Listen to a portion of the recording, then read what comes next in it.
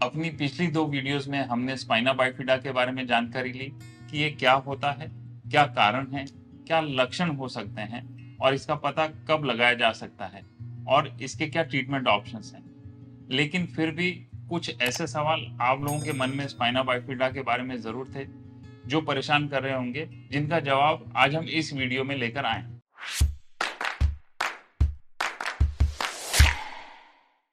नमस्कार, मैं doctor Rajiv Chhabra, consultant paediatrician Gurgaon. आज इस वीडियो में बात करेंगे स्पाइना बाइफिडा से जुड़े पेरेंट्स के मन में कुछ और जो सवाल आए हैं उनके बारे में। सबसे पहला सवाल है कि क्या स्पाइना बाइफिडा को प्रिवेंट किया जा सकता है? तो इसका जवाब रहेगा yes, to a certain extent definitely.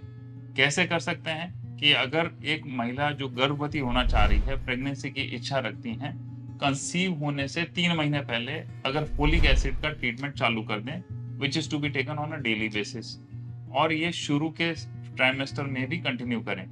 अगर ये नहीं भी हो पाता है, जब भी उस फीमेल को पता पड़ता है कि वो प्रेग्नेंट हो गई हैं, तब से लेकर फोलिक एसिड चालू कर देना चाहिए अपने डॉक्टर के सुझाव के प्रति। और अपने न्यूट्रिशन का भी ध्यान रखना चाहिए एंड रेगुलर ट्रीटमेंट एवं एडवाइस फॉलो करें अपने गायनेकोलॉजिस्ट की। बट अगर ये सर्टेन जेनेटिक फैक्टर्स की वजह से स्पाइना बाइफिडा होने वाला है, तो उसको प्रिवेंट कर पाना थोड़ा सा डिफिकल्ट हो जाता है। अगला सवाल यह है कि क्या माँ की लाइफस्टाइल जैसे कि अल्कोहल या सिगरेट स्मोकिंग की वजह से भी फीटस में स्पाइना बाइफिडा कॉज हो सकती है? ऐसी काफी सारी स्टडीज में बताया गया है कि प्रेगनेंसी के फर्स्ट ट्राइमेस्टर में अगर एक फीमेल सिगरेट स्मोक कर रही हैं या अल्कोहल का सेवन कर रही हैं या कैफीन की मात्रा एक लिमिटेड अमाउंट से ज्यादा ले रही हैं, तो डेफिनेटली फीटस पे दुष्प्रभाव होने की संभावना बढ़ जाती है, इंक्लूडिंग स्पाइना बाइफिडा। एक और चीज ध्यान दें कि अगर आप अल्कोहल वगैरह ले रहे हैं या सिगरेट स्मोक की वजह से है, तो स्पाइना बाइफिडा के साथ साथ दूसरी और कई एबनॉर्मलिटीज होने के भी चांसेस बढ़ जाते हैं। एक बहुत अच्छा सवाल आया है, इसमें पूछा गया है कि will the second child of the family get spina bifida too? The genetics of neural tube defects are generally not well understood.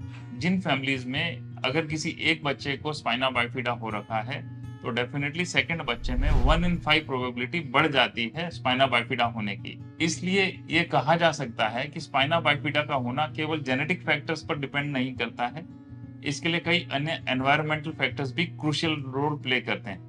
एक और क्वेश्चन पूछा गया है, क्या ये पॉसिबल है कि स्पाइना बाइफिडा बाद में जाके डिटेक्ट हो, यानी कि 40 साल के बाद? In most cases I must confess spina bifida is diagnosed before birth. हालांकि कुछ माइल्ड केसेस में it may go unnoticed after birth, but बहुत ही माइल्ड फॉर्म्स में कई बार डायग्नोसिस ऐसे होता है कि किसी पेट दर्द की वजह से या किसी और रीजन की वजह से हमने एमआरआई कराया, तो उसमें एक इंसिडेंटल फाइंडिंग पाई गई, एंड कुछ फॉर्चुनेट केसेस में तो ये it may go unnoticed throughout the life. एक कॉमन सवाल जो अक्सर पेरेंट्स का होता है कि can their child with spina bifida walk?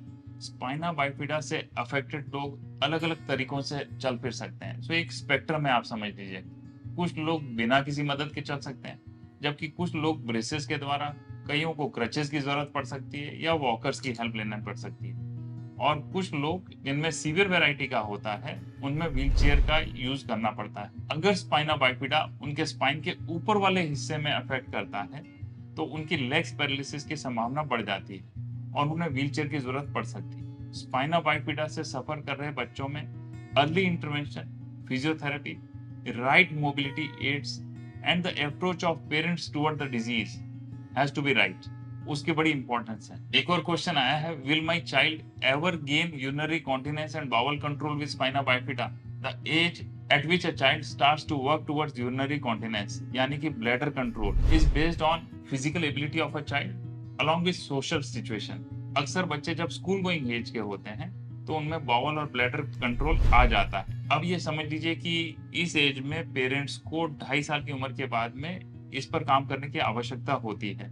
तो कैसे करा जा सकता है कि वो एक फ्रीक्वेंट टाइम इंटरवल पे, जैसे 2-2.5 घंटे में बच्चे को टॉयलेट ट्रेनिंग के लिए लेके जाएं, और उस वक्त आप टैप भी ऑन कर सकते हैं। पानी की आवाज से कई बार ये फैसिलिटेट होता है कि बच्चे को यूरिन आ जाए, तो ऐसा पेरेंट्स को मेहनत करने की जरूरत पड़ती है। बट अगर बच्चे को स्पाइना बाइफिडा है, तो उसमें यूरिनरी कॉन्टिनेंस लाने के लिए थोड़ी सी प्रॉब्लम आ सकती है।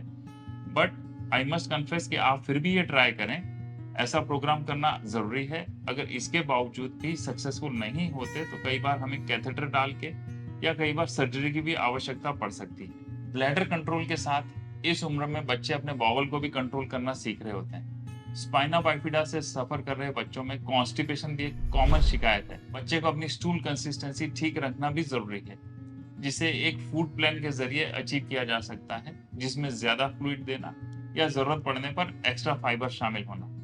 मैं इसे 3H बोलता हूँ। एक H H2O को करता है, विच मीन्स एक्सेस लिक्विड, दूसरा H हाई फाइबर और तीसरा हाई पोजीशन, यानी कि अगर स्क्वाटिंग पोजीशन में बच्चा पॉटी करता है तो उससे पॉटी निकलने में काफी फैसिलिटेशन होता है। इवन अगर स्टूल नॉर्मल कंसिस्टेंसी का हो तब भी कुछ बच्चों को अपना रेक्टम और कोलोन को स्टूल एलिमिनेट करने में दवाइयों की जरूरत पड़ सकती है। कई बार दवाइयों का भी इस्तेमाल किया जा सकता है in terms of proper urinary control या बॉवल को एक्सपेल करने में। अब सवाल आता है कि what foods should spina bifida patients avoid?